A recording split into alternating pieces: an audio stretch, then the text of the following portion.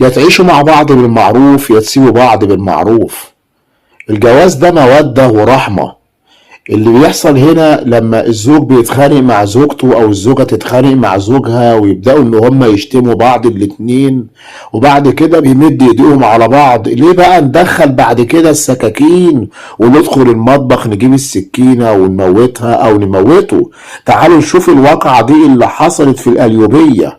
السلام عليكم ورحمة الله وبركاته. مصرع ربة منزل في مشاجرة مع زوجها في القليوبية.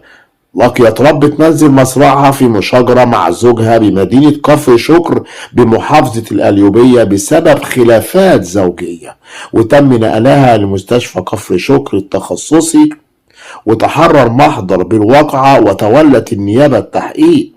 تلقت الأجهزة الأمنية بمديرية أمن القليوبية اخطار من مأمور مركز اسم الشرطة في كفر شكر بيفيد بإصابة ربة المنزل ديت في مشاجرة مع زوجها، وهنعرف دلوقتي اسمها ايه وسنها كام سنة.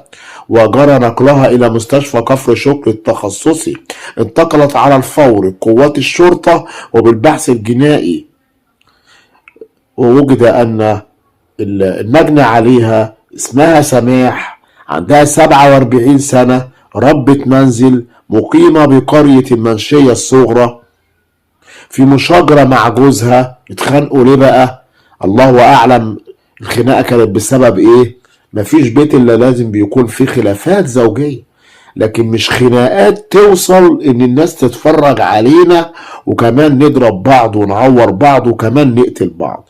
الزوجة اسمها سماح 47 سنة، والزوج اسمه محمود 40 سنة، والاتنين في قرية اسمها في مكان اسمه قرية المنشية الصغرى. هو بيشتغل موظف، حصل خلاف بينهم، ضربها وطبعا وقعت منه وتم نقلها للمستشفى. الكلام ده يوم 24/2/25، حتى لفظت أنفاسها الأخيرة داخل المستشفى، وجرى نقلها إلى مستشفى بنها التعليمي لاتخاذ اللازم والتصريح بالدفن من قبل جهات التحقيق. أدي يا عم آخرة الخلافات، آخرة الخناقات.